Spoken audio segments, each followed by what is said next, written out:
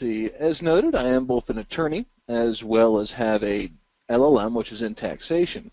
But as you folks are listening today, I ask you to please keep in mind that nothing I say should be considered legal advice. Now, I'm an entity coach with Traders Accounting, which means that I spend most of my time helping traders set up and operate business entities in an effort to help them save on taxes. And this makes me the perfect person to talk to you today about escape from the investor tax status. Now, as you're listening, there are a couple of things that we ask you to keep in mind. The first is that tax law does change constantly. We make every effort to keep this presentation as up-to-date as possible, but before you rely on the information that I present here to make a decision about your individual tax situation, I do recommend consulting with either a tax attorney or a tax accountant like Traders Accounting. The second thing that we ask you to keep in mind is that Traders Accounting is not a law firm. We are an accounting firm. So none of the advice given here should be construed as legal advice. Now, at Traders Accounting, for more than 17 years now, we've been helping traders with all aspects of trading taxation. This includes helping them set up business entities and operate them in order to save on taxes, helping traders with the tax preparation for both their business entities, individual returns, as well as trust and estate returns. We help traders with their monthly bookkeeping, tracking their expenses, as well as their allowable deductions, coaching to ensure that they're operating their business entities properly. Then we also help traders with their retirement needs by helping them set up and operate self-directed 401k plans, and with their estate planning needs by helping them set up revocable living trusts. As you can see from this list, we really try and live up to our motto, you trade and we do the rest. Now, if you'd like to find out a little bit more information about who we are and what we do, we invite you to check out our website at www.tradersaccounting.com. Give us a call at 855-334-7936 or email us at ravenj@tradersaccounting.com. Now, we are going to cover quite a bit of information today and cover it quickly. So if you have any questions as we're moving through, please just type them into that question comment box. And once we finish up the body of the presentation, we'll run through as many of those questions as we have time for. And an important point about this is that this presentation is not just for wealthy investors. This is for anyone that's going to be active with their trading activity and anyone that's really curious and concerned about the tax consequences of being treated as an investor versus a trader by the IRS.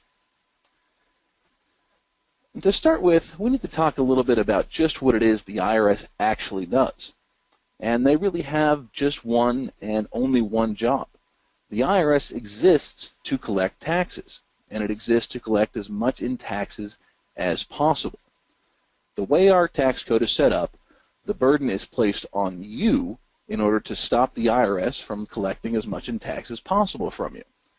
And this has been a bedrock principle throughout our entire legal history, that as an individual, as a taxpayer, you have the right and really the moral obligation to arrange your affairs so that you're paying as low in taxes as possible. And when it comes to filing taxes as an investor or a trader, you have a much tougher time of filing your taxes properly in order to decrease your tax burden than just about anyone else out there. Now, in the eyes of the IRS, you are considered an investor, and this is a terrible thing to be. This is the default tax status the IRS applies to you. So if you don't take any steps to improve your tax situation, and you need actual affirmative steps changing how you operate in order to do so, the IRS is going to view you as an investor. And when they view you as an investor, you are going to be paying more in taxes, partially because of the complicated filing requirements surrounding investors, but also because of the way the rules act upon you in order to really drive up your tax bill. And there are some main tax issues that only investors have to deal with, like the $3,000 capital loss limitation and the wash sale rule, both of which can really drive up your tax bill at the end of the year. Now, when most people think of investing, they think of putting effort or time towards an activity with an attempt to make a profit. The IRS, on the other hand, has a much more specific definition of just what investors are. Now, they hold that investors typically buy and sell securities and expect income from dividends, interest, or capital appreciation rather than short-term changes in market price. The IRS also specifically says that investing is not for a trade or a business, which impacts your ability to deduct expenses related to producing income from your investing. Now again, it doesn't matter if you call yourself a trader. It only matters if you've taken specific affirmative steps to change your tax situation. But if you haven't taken those specific affirmative steps, the IRS is going to view you as an investor because this is the default tax status. Now, as an investor, the tax code is most definitely not your friend. And we're going to work through the way it impacts your ability to report income from your activities, as well as your ability to deduct expenses related to producing that income.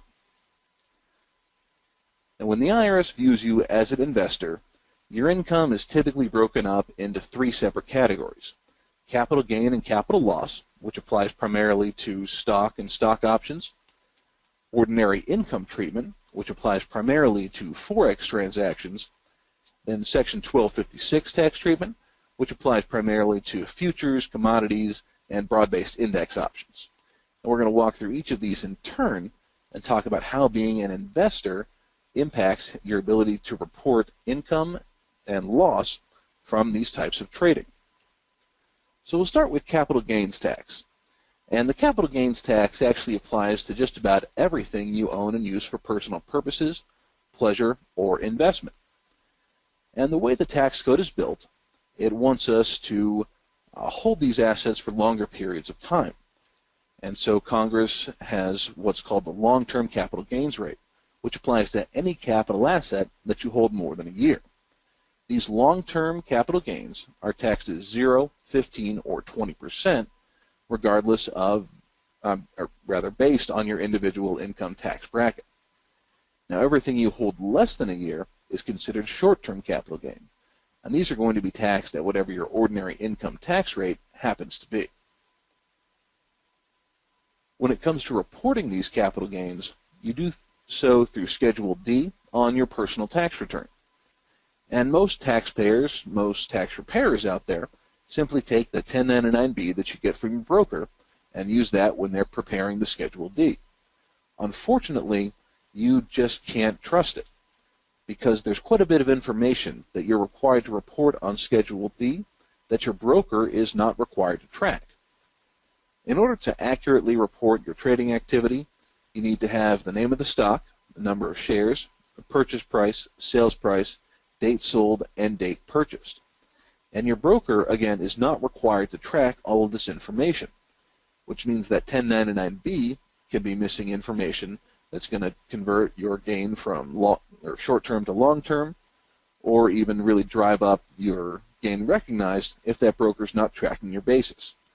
And so it's very important to keep track of all this information on your own in order to properly prepare that 1099-B. And as you can imagine, this is pretty time-consuming if we're talking about 25 trades in a year. But as you get more and more active with your trading, that time burden is going to increase, which is never a good thing. But beyond this, when it comes to capital gains and capital losses, there are two major tax issues that you have to face that can seriously drive up your tax bill at the end of the year. And the first are what are called wash sales. Now, a wash sale occurs whenever you sell a security at a loss, then within 30 days, either before or after, you purchase that same security or a substantially similar one. And for the purposes of the wash sale rule, a substantially similar security includes any option that's on the same underlying security. Now, when this occurs, the loss on the initial sale is disallowed. Then the basis of your replacement position is increased to carry that loss forward. And to give you an idea of how this works in the real world, we've got an example of a trader who owns Microsoft at $25 a share. Then at the end of the year, they go ahead and sell it taking a loss of $2 per share. But because they like Microsoft, they like the dividend, whatever reason, they get back into it on January 1st of the following year.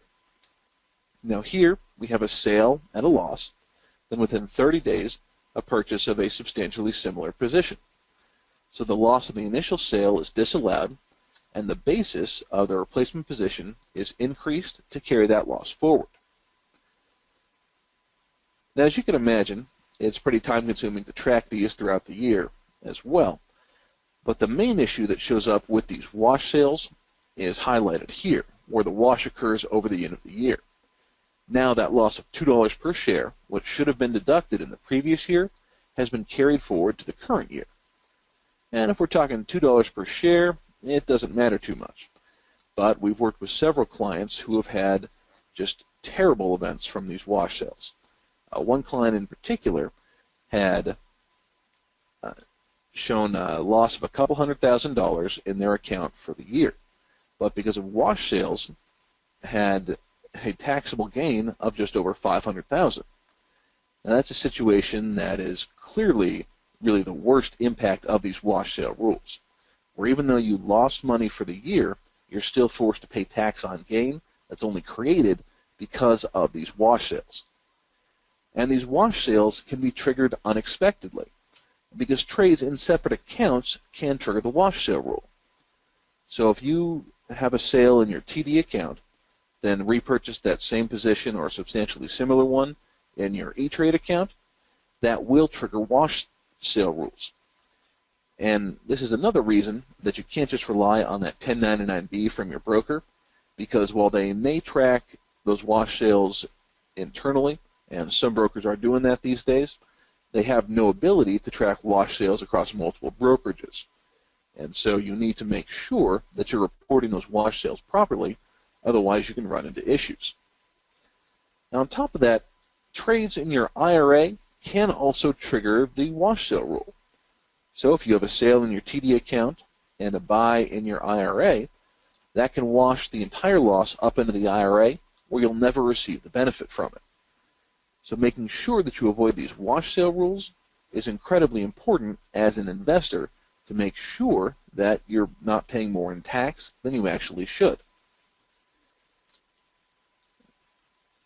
Now when the wash sales occur, you end up misreporting income unless you're doing it properly on your return.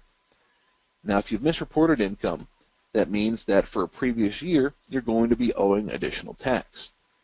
And if you spot this mistake before the IRS does, this also leads to the need to go back and actually amend that previous year's return, an additional expense in time and money that you would be able to avoid if you just avoided those wash sales to begin with. But these wash sales, they're really one of the two main issues that face investors when it comes to reporting income. The other is going to be the $3,000 capital loss limitation. And this one actually operates a little bit simpler. Essentially, if you have capital loss in any given year, you're limited to writing off that capital loss up to $3,000 against ordinary income. So let's say that last year you had $100,000 of W-2 income from your day job. Then you had a terrible trading year and a capital loss of $100,000.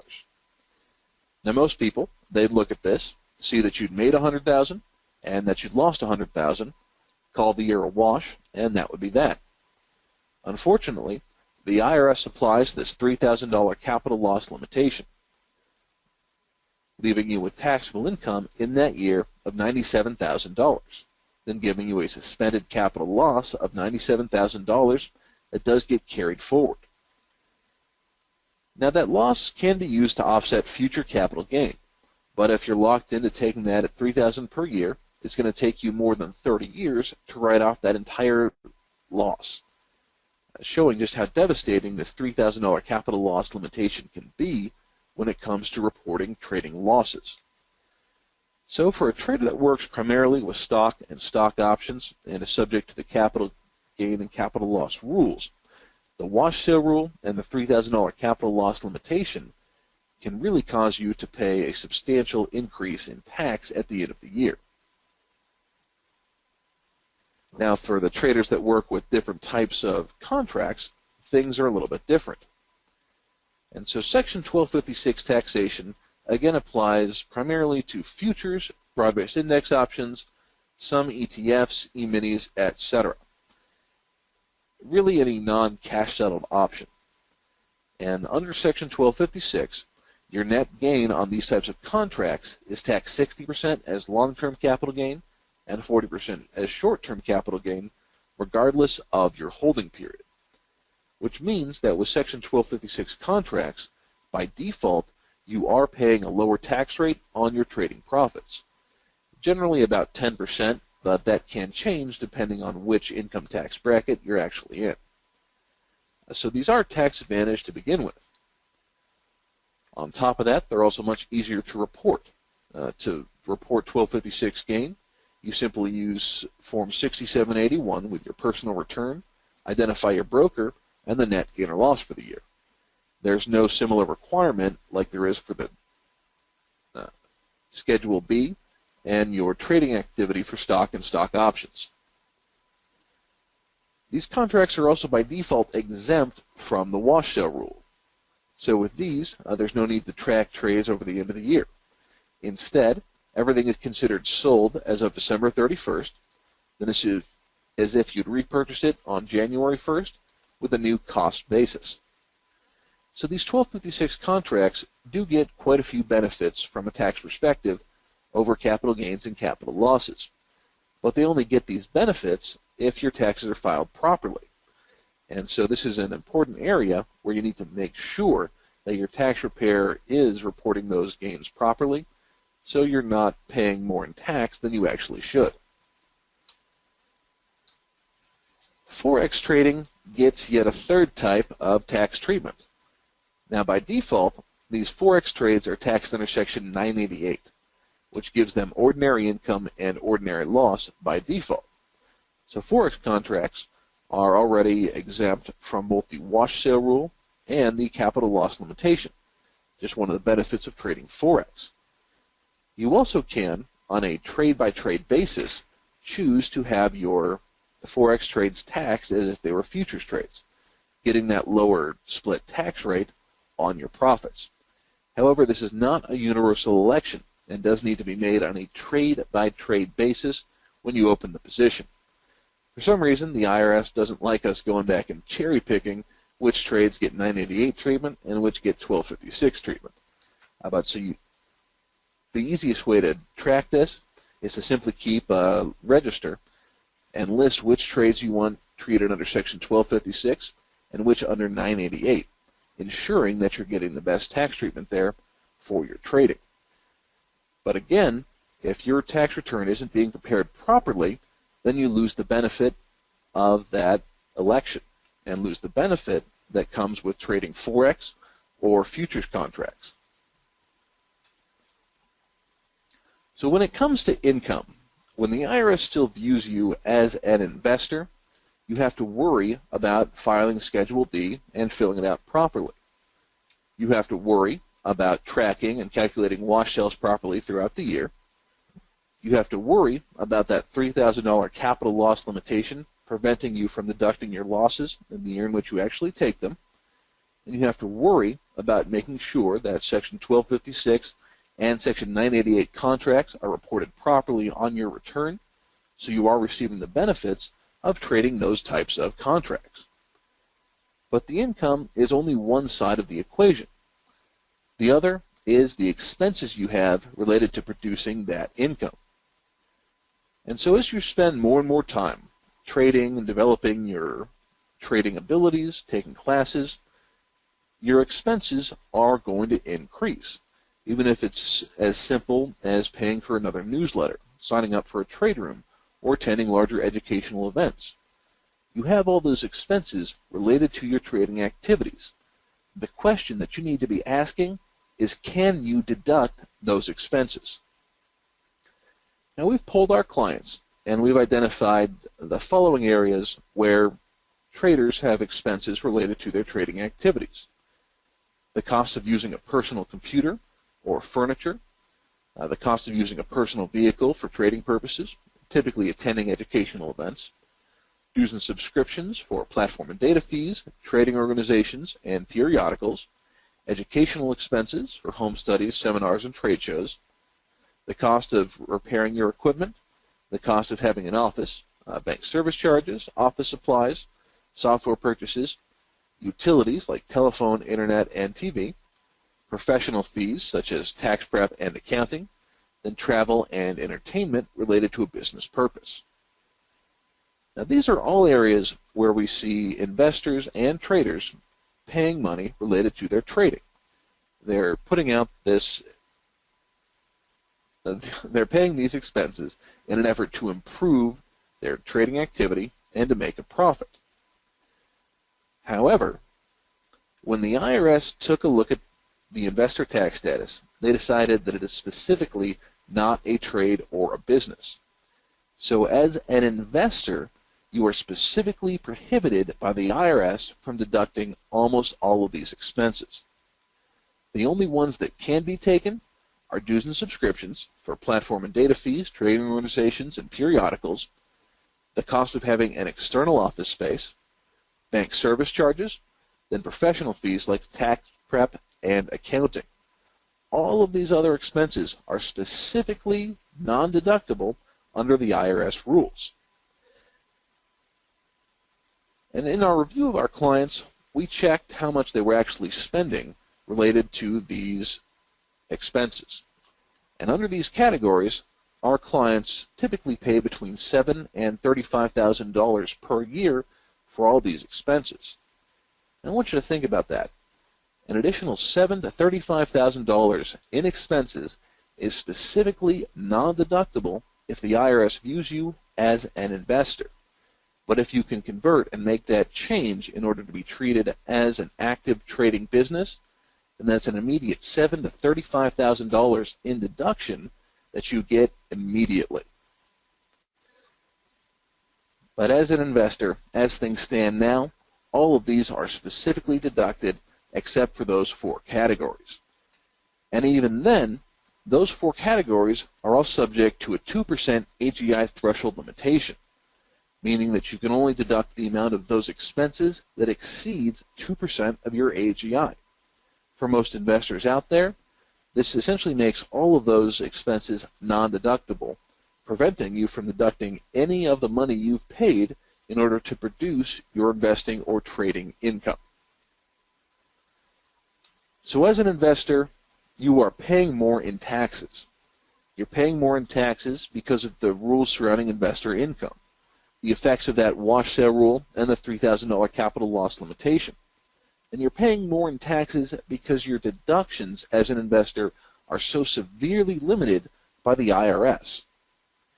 So as an investor, you have a couple of things you can do to make sure that you're not paying more in taxes than you absolutely have to.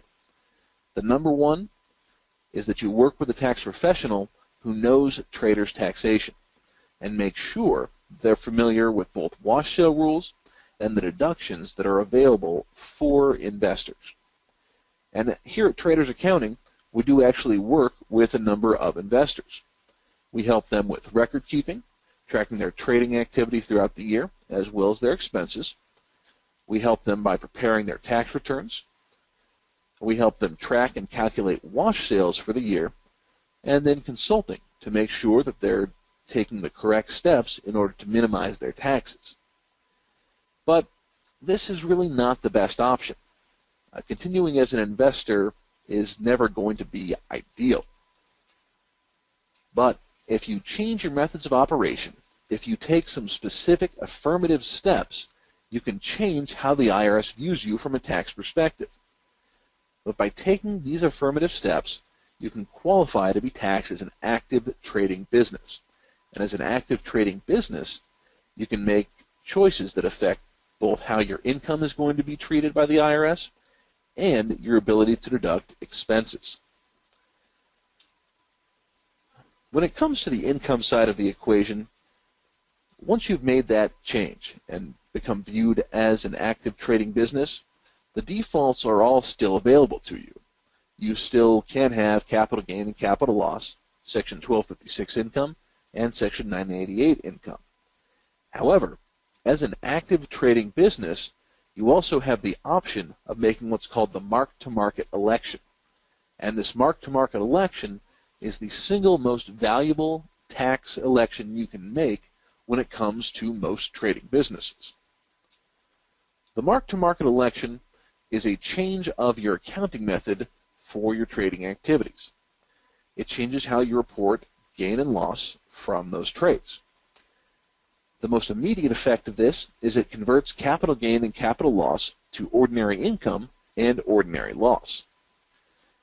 Now, mind you, the short-term capital gain, which is what an active business is going to be paying on its gains, is taxed the same as ordinary income.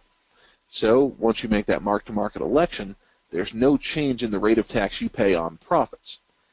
The benefit here is when it comes to losses, because once you've made that mark-to-market election, your losses become ordinary in nature, meaning you can deduct those losses 100% in the year in which you actually take them.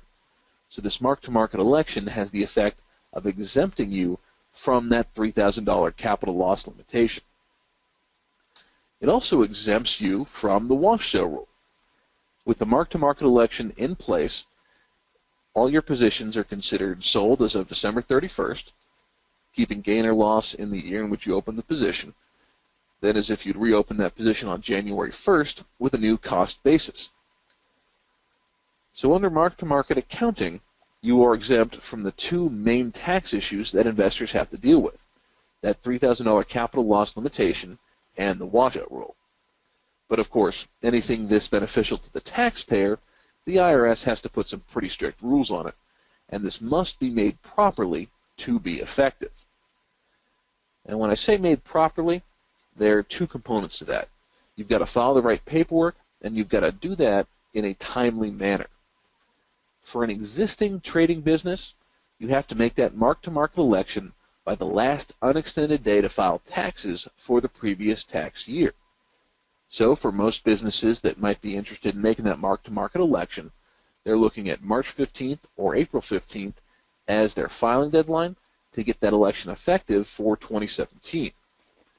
You can also make this as part of the creation of a new business entity, and this is often the best option to make sure that the mark-to-market election's benefits are available to you before the end of the year. But this mark-to-market election can be incredibly beneficial to you, and it can actually cause some issues depending on what it is you actually work with. So it's important before you make the election that you know whether or not it's the right choice for you, because the mark-to-market election is not mandatory for trading businesses. Now, if you trade stock and stock options, the mark-to-market election is fantastic. It fixes two of the main tax issues that you have to deal with and can really help you pay less in taxes. However, it's not the best choice if you work with futures or Forex transactions, because both of those have that lower split 60-40 tax rate, which the mark-to-market election actually removes your eligibility for. The mark-to-market election is also not the best if you have a large personal capital loss carryforward, because by making the election, you're effectively turning your main source of future capital gains into ordinary income, preventing you from using that carried forward loss to offset your future gains. So it is important to make sure that the mark-to-market election is the right choice for you, because again, it is not mandatory. Simply just an option that is available to you if you are considered to be a trading business. Now, as a trading business, you can deduct any expense you pay related to trading. You can also deduct any expense you have related to running your trading business. So if you remember my list from before, the one where it was $7,000 to $35,000 per year in expense that our clients were paying, once you're viewed as a trading business, these are all 100% deductible. You can deduct depreciation for using a personal computer or personal furniture in a home office space. You can take deductions for using your personal vehicle for attending educational events. You can deduct dues and subscriptions for platform data fees, trading organizations, and periodicals. All those educational expenses equipment repairs, the home office deduction, utilities, professional fees, and travel and entertainment. Now again, this is an additional $7,000 to $35,000 per year in deductions that immediately become available once you're viewed as a trading business with the IRS. Just a huge advantage for any taxpayer out there. To take deductions like this, you really need to have two things. The first is monthly bookkeeping, because the IRS wants to know just how much you're paying per month for these various expenses. And throughout all the case law, we've seen that they prefer those records be kept on a monthly basis. I'm going to stress this throughout the rest of the presentation, but when it comes to keeping records for the IRS, you want to be doing it on a monthly basis. But once you've got that monthly bookkeeping, the second thing that you need to be able to do is show that you are entitled to take those deductions, and essentially to show that you are entitled to be taxed as a trading business. Now, one of the main benefits to setting up a trading business and starting a new one immediately is that it actually allows you to look back and recapture expenses you paid prior to actually setting up this new trading business. So with this, you can look back at least 12 months and recapture any expense in that time that you paid related to trading, but that you haven't otherwise deducted.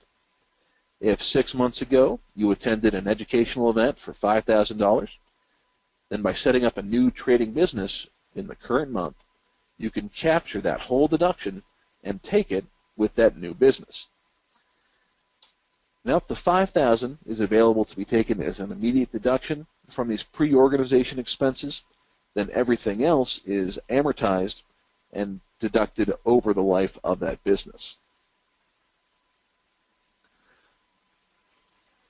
When it comes to being treated as a trading business, it gets pretty tricky. But if you are a more active trader, if your trading really has gone up to the next level, you may qualify to be taxed as a trading business. And by qualifying as a trading business, you open up additional deductions for yourself, you open up the ability to take that mark-to-market election, and you get to provide additional benefits to yourself as the owner of a small business. Now, the IRS calls this tax status, that of an active trading business, a trader in securities. And the rules of what a trader in securities actually looks like is set forth in IRS Publication 550. It gives us a series of requirements that you need to meet in order to be viewed as a trader in securities. And these requirements are all based around your trading activity. They look at how your trading works, and this looks at all of your trading in your taxable accounts. They look at your trading activity, and based on 3 factors, they decide whether or not you're trading like a business would. So the special rules for traders in securities are set forth in Publication 550, and it gives 3 requirements that you need to meet in order to qualify as an active trading business. The first is that you seek to profit from daily changes in market price rather than dividends, interest, or capital appreciation. Essentially, you must look for short-term gain from your trading.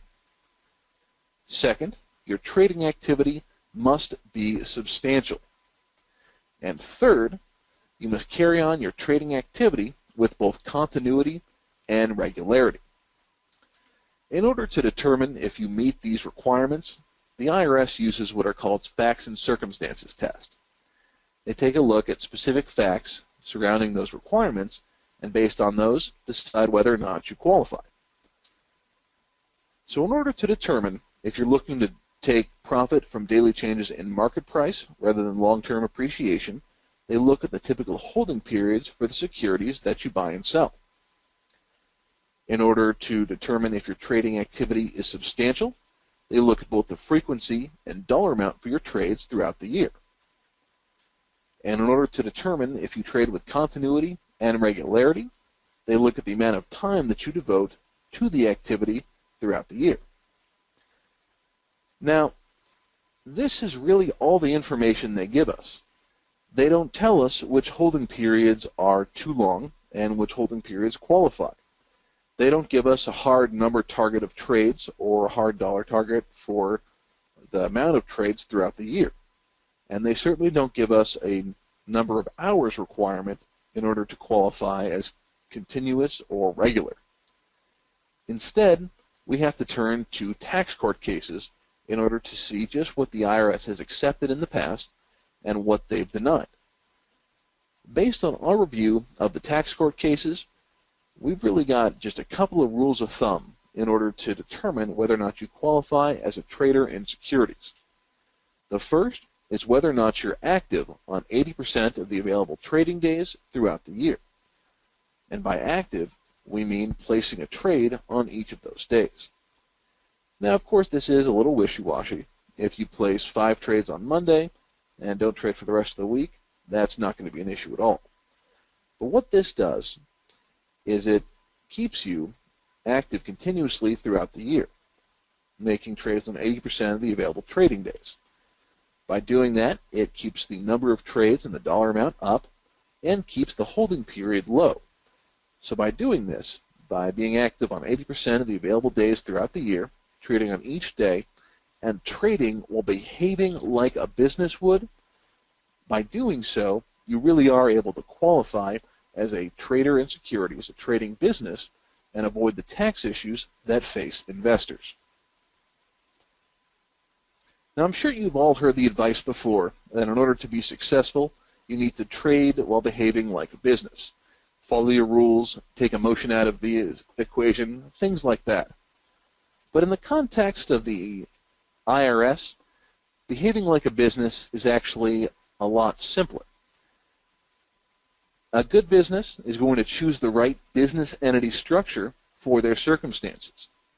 A good business is going to keep that entity structure compliant with state, local, and federal requirements.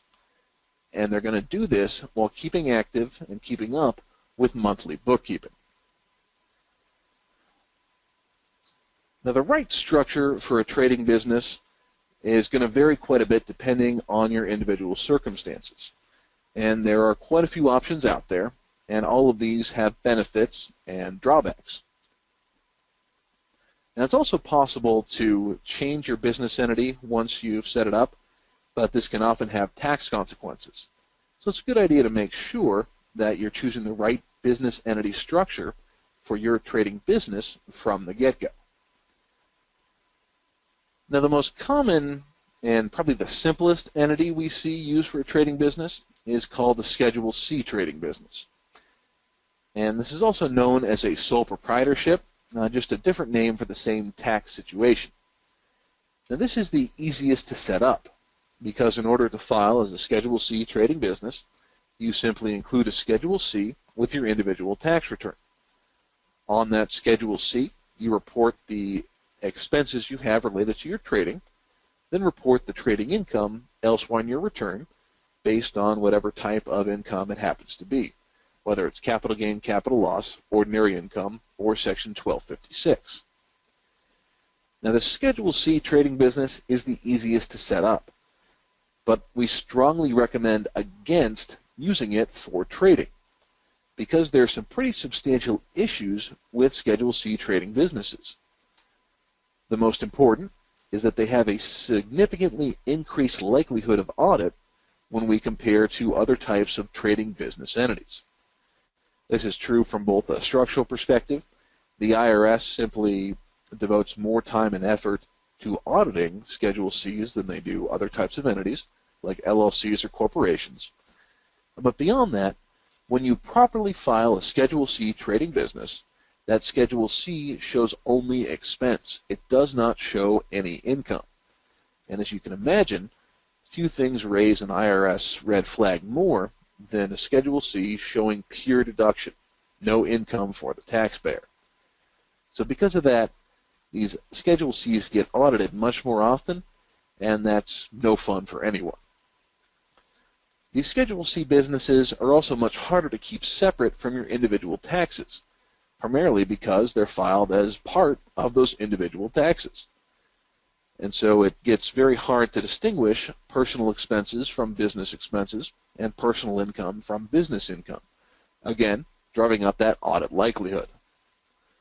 Now finally, with a Schedule C trading business, you cannot deduct any medical expenses you have throughout the year. Instead, those expenses get taken through Schedule A on your personal tax return, where they're subject to a 10% AGI limitation, which means for most taxpayers out there, there's just no medical deduction whatsoever. So the Schedule C trading business is a pretty poor choice, and again, we recommend against it. A much better option, and often the best option for a trading business, is going to be the LLC. Now, the LLCs are a better option because they are considered pass-through entities, and there's a separate tax filing, but then they pass all items of income and expense through to you with the same character of gain. And they do this while still maintaining limited liability for all members, because LLCs are creations of state law rather than federal. Now, when I say they're creations of state law, I mean exactly that. There's no federal statute that defines what an LLC is. Because of that, the IRS gives flexible tax treatment to these LLCs. Based on how you set things up and the choices you make, LLCs can be taxed as sole proprietorships, so the same as a Schedule C. They can be taxed as partnerships, or they can be taxed as corporations, either Subchapter C corporations or Subchapter S corporations.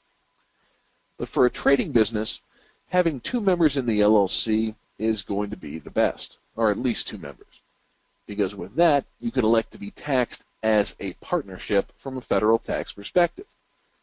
If it's taxed from a partnership, then you still get to deduct all those expenses and deduct them 100% on your personal return.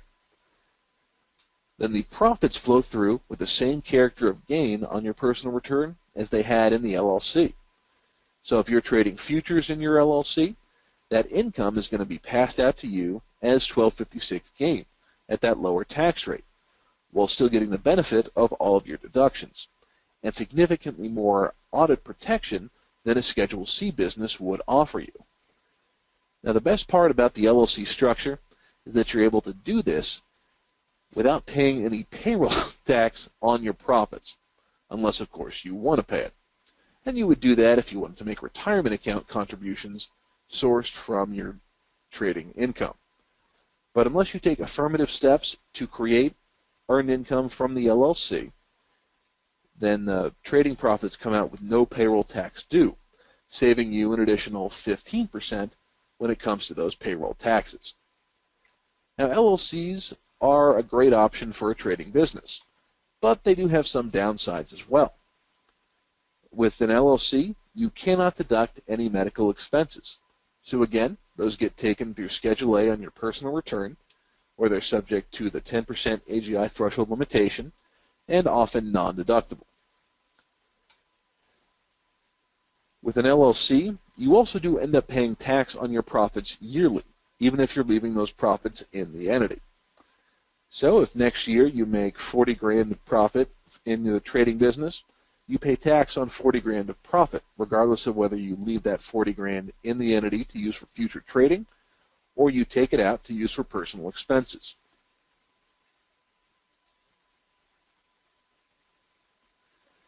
Then with an LLC, you must have at least 2 members in it to be effective. Now this is to ensure that you get the federal tax treatment of partnership. And in most of these, we end up using the trader and their spouse, because a husband and wife partnership, or LLC, is sufficient to get that partnership tax treatment. But that second member can also be a corporation or a trust, or even another friend or family member, so long as there is a second taxable entity as the second member for your LLC, it will be effective for trading purposes. Now, the corporation is also a pretty good option for a trading business. And I want to make clear that this is a Subchapter C corporation. Subchapter S corporations really are one of the worst options out there for trading businesses, and we recommend against using them for any reason. Part of that is that if you've got a schedule or a Subchapter S corporation, then with it you're subjecting 50% of your profits to payroll taxes for really no reason. And so, again, we recommend strongly against using an S corporation for a trading business. With a Subchapter C corporation, you do get the ability to provide more benefits to yourself and your family as the owners of a corporation. And the corporation is also considered a standalone business entity.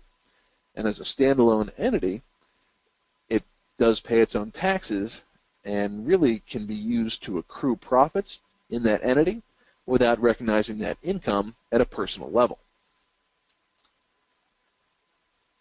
The benefits of using a corporation are pretty substantial, and this is the best entity to use if you'd like to pay yourself or your family a wage. Now, because it's the best entity to use for paying wages, it's also the best entity to use for making retirement account contributions, either to an IRA or self-directed 401k. The corporation is also the only one of these entity structures that also gives you the ability to deduct medical expenses. What the corporation can do is set up what's called a medical expense reimbursement plan. And throughout the year, as you pay copays, deductibles, anything for glasses, etc., you total up those amounts and then report those to the corporation. The corporation can then reimburse you for those expenses in a non-taxable event to yourself. The corporation then deducts those medical expenses on its personal return, where it's able to deduct them 100% without worrying about that 10% AGI threshold limitation. So with the corporation, that becomes a huge benefit in your ability to deduct medical expenses, substantially better than taking it through your personal return. The corporation, of course, does have a few downsides. The first and biggest is that it gets awfully tricky to pull out profits from a corporation without paying payroll taxes. The most common way of removing profits being paying yourself a wage, and if you do that, you've got to pay those payroll taxes. But if you do manage to get out the income without paying payroll tax on it, you will likely be subject to double taxation, or you pay tax first at the corporate level, then second at the individual level once you receive those profits through the form of a dividend distribution from the corporation. And finally, the corporation does in fact pay its own taxes. Admittedly, it pays these at a pretty low tax rate, 15% on the first $50,000 of profit, but it does pay its own taxes, which can lead to the requirement to pay quarterly payments for that corporation as well. Now, it is possible to combine a couple of these different entity structures to take advantage of their benefits while avoiding their downsides. And you do this through combining a couple of the options. The LLC and the corporation work best. And here at our accounting firm, we got all of our creativity together and we came up with the name for this as the combination entity structure. In a combination entity structure, it consists of a corporation that exists to provide benefits to you and your family and to pay expenses. The corporation would be owned by yourself, and it would be paying you the wages, making the retirement account contributions for you, as well as reimbursing those medical expenses. The corporation would then be part owner of the LLC, with you as the trader being the other owner of that LLC. The LLC in this structure exists solely to generate income and to pass profits out to you and the corporation in just enough that it gives the corporation the income to provide benefits and pay expenses without seeing a tax liability at the corporate level, then passing the remainder of the profits out to you through the LLC so that you recognize those profits without paying any sort of payroll tax. And so by using this combination entity structure, you really can receive the benefits of both entities while avoiding those major downsides. But when it comes to escaping the investor tax status, the easiest thing you can do to avoid it is to get into a business entity, because these entities provide a clear distinction between business activity and personal trading. By operating through an LLC or a C corporation, you can do so with a substantially lower audit risk than trading through a Schedule C on your personal return. And also, by setting up a new business entity today, you can look back at least 12 months and recapture and deduct expenses you previously paid but were unable to deduct because the IRS views you as an investor. So really, when it comes to escaping the investor tax status, setting up a business entity is really the most important step you can take in getting into that trader and securities tax status, opening up all those deductions for you, and avoiding the negative tax rules that face investors. But once you've set up this business entity, or business entities as the case may be, it's just as important to keep them compliant with all federal and state requirements to keep those active. So in order to keep an entity active, you've got to keep up with annual tax returns. Whether it's a corporation or an LLC, it will be filing its own tax return. Currently, the deadline for LLCs is going to be March 15th, while the deadline for corporations is going to be April 15th. Along with those federal tax returns, you typically also have to file state tax returns for your business entities, although there are a number of states out there that do not have those state return requirements for the different choices. On top of the tax returns, you'll also be filing annual reports at the state level, letting the state know that you're still in business and if you've changed your contact information. And then, of course, my favorite requirement, in order to keep one of these entities active and maintain your trader and securities tax status, you do need to keep up with monthly bookkeeping. So here at Traders Accounting, we do work with traders. That is, in fact, our business, accounting for traders.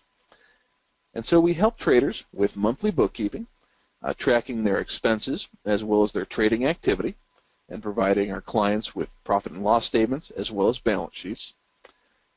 We help traders choose and select the best entity structure for their circumstances, getting that set up properly so that they can really use it to its full advantage to save on taxes. We help prepare tax returns for business entities as well as personal returns, trust and estate returns. Then for those traders who have elected not to make the mark-to-market election, we help them track and accurately report wash sales, as well as talk to them about some of their options for avoiding wash sales manually rather than through an election. But for those traders that do qualify and where it's beneficial, we'll help them make the decision of whether or not to make that mark-to-market election, then walk them through the process of getting it in place properly so the IRS honors it. Then, of course, we also help traders with consulting to ensure that they're operating their entities properly and saving as much in tax as is possible. Now, as thank you for attending today, we offer a free 30-minute consultation to discuss these entity choices in your individual tax circumstances. And if you'd like to get this scheduled, give us a call, send us an email, and we'll get that on the books in the next couple days. But I want to stress that this is not a sales call. This is a call to determine whether or not our services are actually beneficial for you. Because if it's not going to help you, if it's not going to save you tax, we don't want to charge you to set up one of these business entity structures. So we offer a free 30-minute consultation to discuss your individual tax circumstances, the rules surrounding your state when it comes to tax and the possible entity choices, and help you make the decision of which entity structure is going to be the most beneficial for you. So if you'd like to get that scheduled, give us a call, send us an email, and we'll get that on. So today, we really covered a lot of information, and so I'd like to run back over the highlights with you. But in the eyes of the IRS, you are considered an investor unless you've taken specific affirmative steps to escape that investor tax status.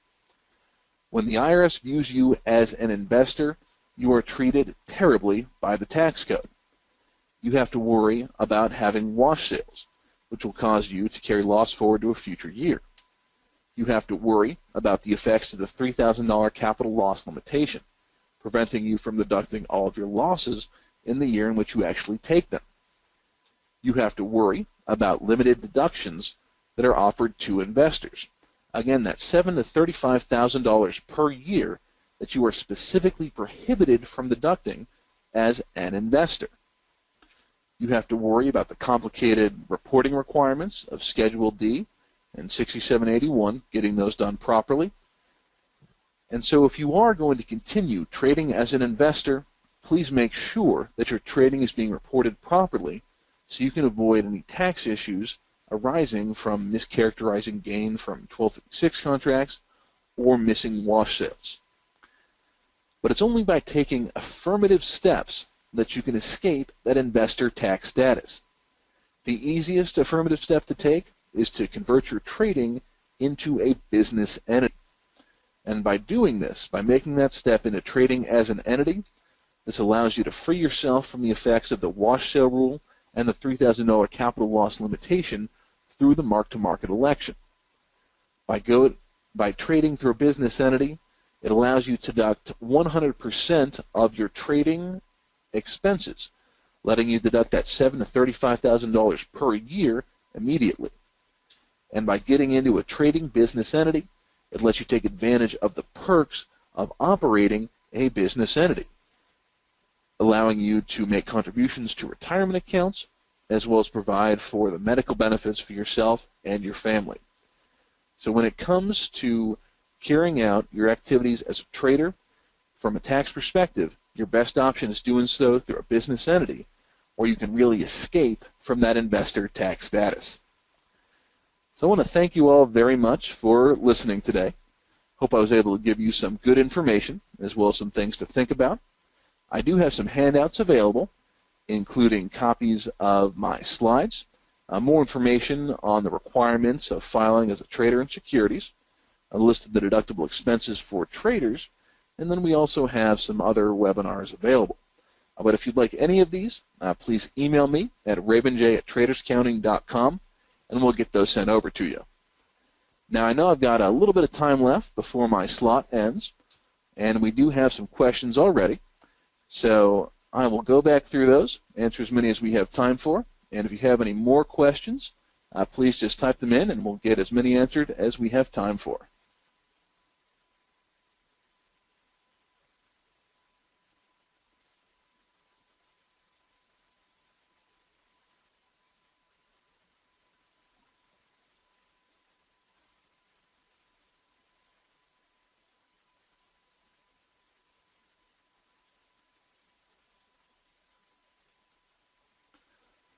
Let's see, I've got Tom asking whether or not he has to make the mark-to-market election for all of his trading or just bits and pieces of it.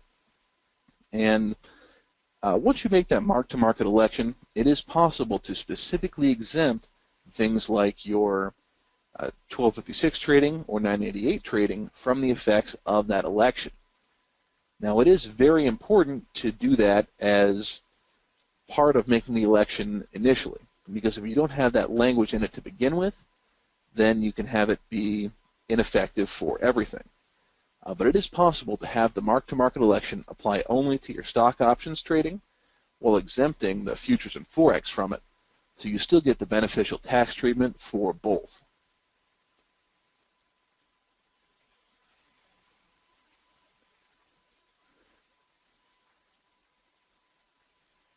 Let's see. Unfortunately, the information that I've covered applies only to U.S. taxes. If you are a U.S. citizen living in a foreign country, then all this still will be available for you. But if you're a foreign citizen trading in U.S. markets, then it's going to be a little bit more complex than what I've led into here. Bill asks, what about wash sales between personal and business accounts?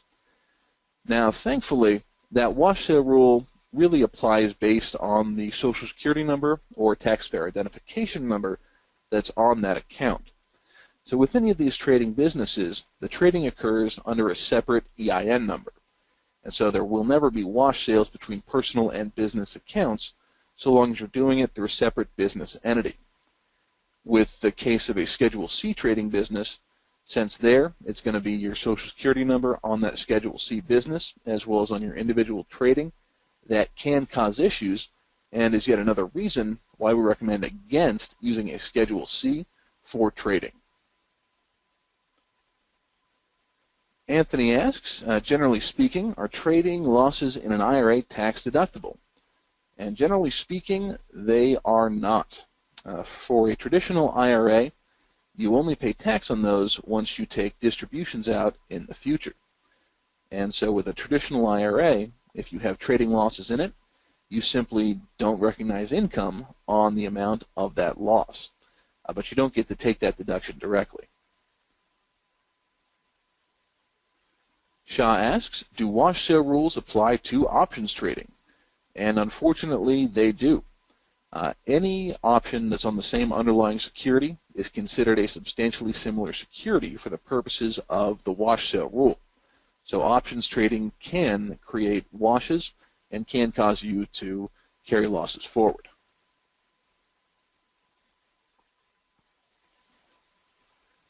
Pushpa asks, with wash sales, do you show any gain on the first trade? Now, with a wash sale, it requires that that first trade does show a loss. But when that loss is washed forward, then it really treats that initial position as breaking even. So you won't recognize gain on that, but it still can cause that loss to carry forward and cause you to not offset gain from other trades with that loss. Harry asks, what is AGI? So AGI is your adjusted gross income, and it's the number that's going to be more or less at the bottom of the first page of your tax return, but it's income taking out deductions and exemptions.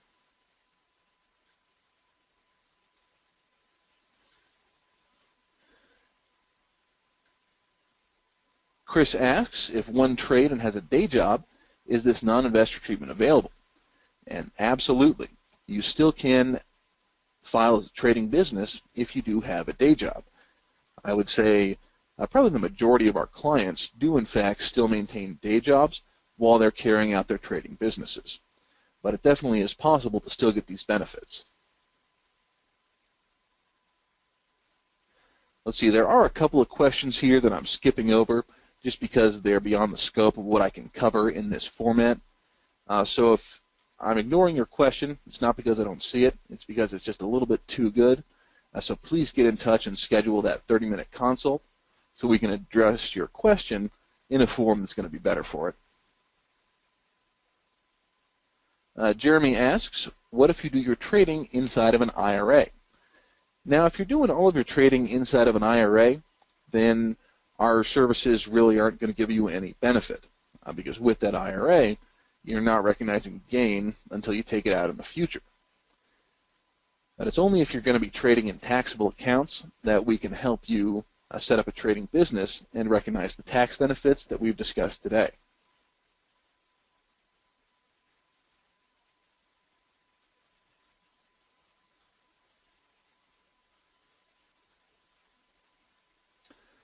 BN asks, does qualifying as an active trader benefit futures traders?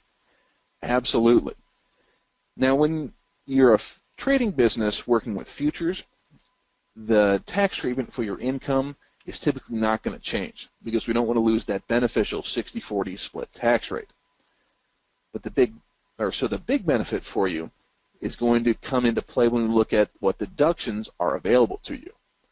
So as a futures trader, if you're viewed as an investor, you essentially can't deduct anything.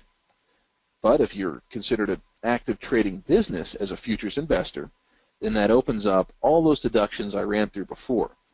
And again, a review of our clients says that they're taking between $7,000 and $35,000 per year in deductions simply by qualifying as an active trader. So by qualifying as an active trader for your futures business, that immediately opens up that $7,000 to $35,000 in deductions, which is going to be a huge benefit. Pushpa asks, are all trades mark to market or only open trades? That's an excellent question. And once you've made the mark-to-market election, it's only open trades that are open at the end of the year that are considered mark-to-market, as sold as of December 31st, keeping gain or loss in the current year, than as if you'd reopen that position on January 1st with a new cost basis. But for the trades you place throughout the year, those will not be mark-to-market, even if they still do get ordinary income, ordinary loss benefit. Pushpa asks, if you elect to be a trader, what happens to carried forward losses from previous years? And this does highlight one of the big issues with making that mark-to-market election if you have a large carried forward capital loss. Because making that mark-to-market election converts your main source of future capital gain, your trading income, to ordinary income. So that carried forward loss is stuck being taken at $3,000 per year against ordinary income. Now, you still can use that carried forward loss to offset capital gains you have from other sources, but if you make that mark-to-market election for your trading income, then it can cause you to only write off that carried forward loss at $3,000 per year. And that's definitely a great question to discuss during that consult.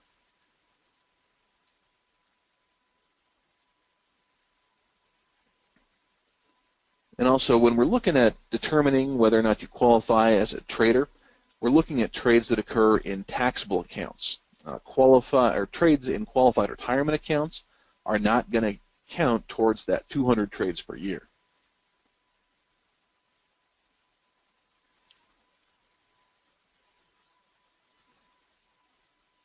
Fred asks a terrifying question.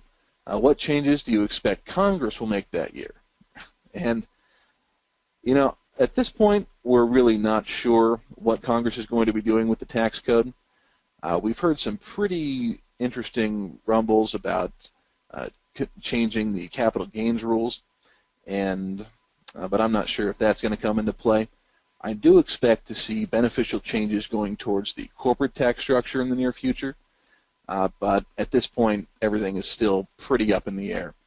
And we are eagerly waiting to see what changes will occur, and we'll absolutely be doing educational presentations once we get a better idea of what they're looking at.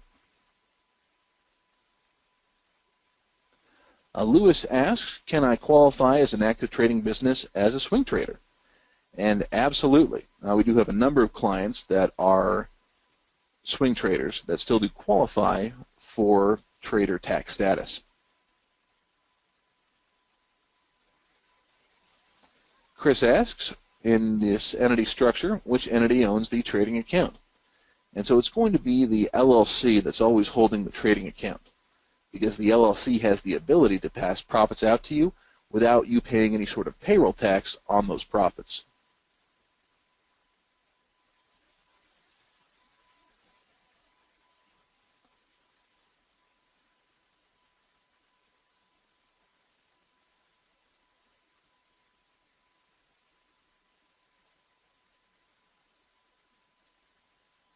Hang asks, can a U.S. citizen trading abroad claim foreign earned income exclusion?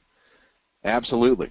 It is going to vary a little bit depending on your situation, but we do have a number of clients who are in that exact circumstance, and we can absolutely help you get that set up.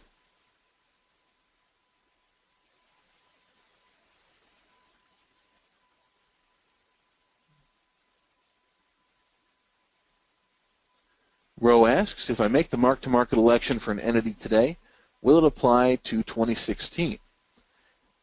So, unfortunately, no. The only way you can have the mark-to-market election be effective for 2016 is if you'd set up an entity in 2016, properly made the election as part of the setup process for that entity, then been actively trading in 2016.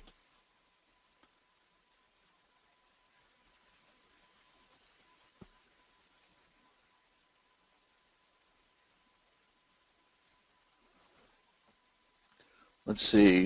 It looks like we're getting towards the end of questions that I can actually answer. There are a number of excellent questions that have been asked, but I really just can't get into those answers in this format. But let's see.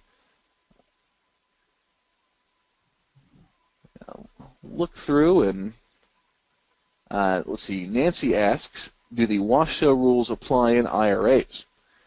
And unfortunately, they do. The big danger is that the wash sale rule will actually apply between a taxable account and your IRA account. So if you sell Microsoft at a loss in your TD Ameritrade account, then buy Microsoft in your IRA account, that will trigger a wash sale, causing the loss to be trapped in your IRA, where it's really never going to get you a tax benefit. See, bond trading also will qualify as an active trading business, so that definitely works as well. And let's see, if we do set up a trading corporation and make that mark-to-market election, the mark-to-market election will only apply to the trading entity. It will not apply to your personal accounts or any other personal trading that you do. And so once you've made that switch, it's generally a good idea to do all of your long-term buy and hold investing in a personal account, while all the active trading gets carried out in a business account.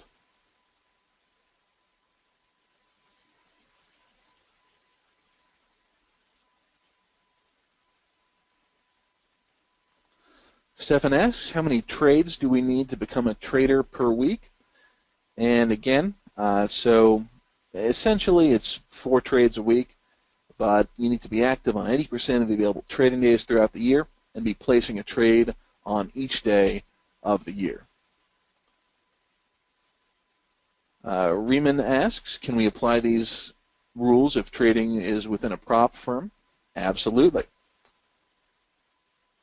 Hang asks, are Forex binaries treated as 60/40 tax status?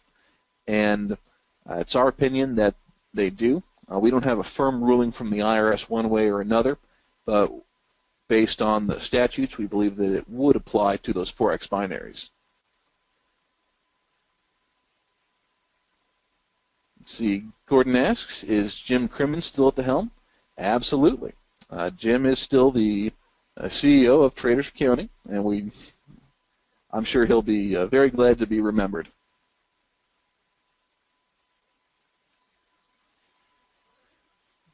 Let's see, looks like I've got just a couple minutes left. Pushpa asks, will that free consult be with me or someone else in the firm?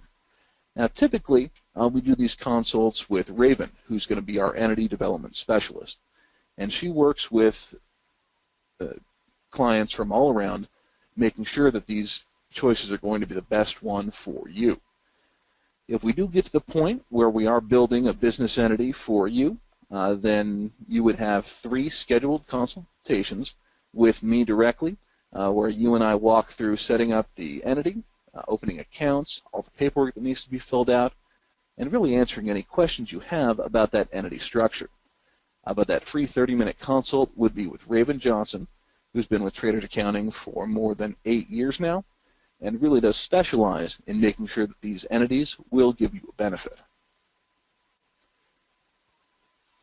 Pete asks, are there benefits to setting up a C corporation in some states versus others?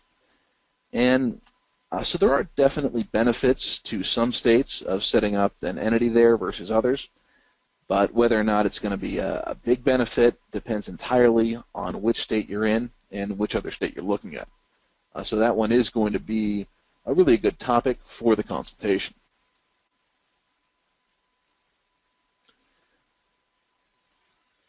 Let's see. I do believe that answers all the questions I have that I can get through today. One more, last one. Chris asks, why are S-Corps bad for trading entities? So it's 2 reasons. The big one is that with an S-Corp, you're required to pay reasonable compensation to the owners of the S-Corp, essentially yourself. That means that about 60% of your trading profits is going to be considered wages. So those are going to be subject to payroll taxes, which means that by opting into an S-Corp, you're immediately putting 60% of your profits with an additional 15% tax from those payroll taxes. So really a terrible thing. The other thing is that with a S-Corp, there is one member required to have general liability, also not ideal. But the benefits that you can get by trading with an S-Corp are really going to be small and outweighed entirely by the benefits you can get through trading in either an LLC, a C corporation, or a combination entity structure. But I believe that's it for my time. So I want to thank you all very much for your attention and for having me today. I hope I was able to give you some good information, some things to think about, and I hope to have the opportunity to work with you directly in the near future. Again, thank you very much.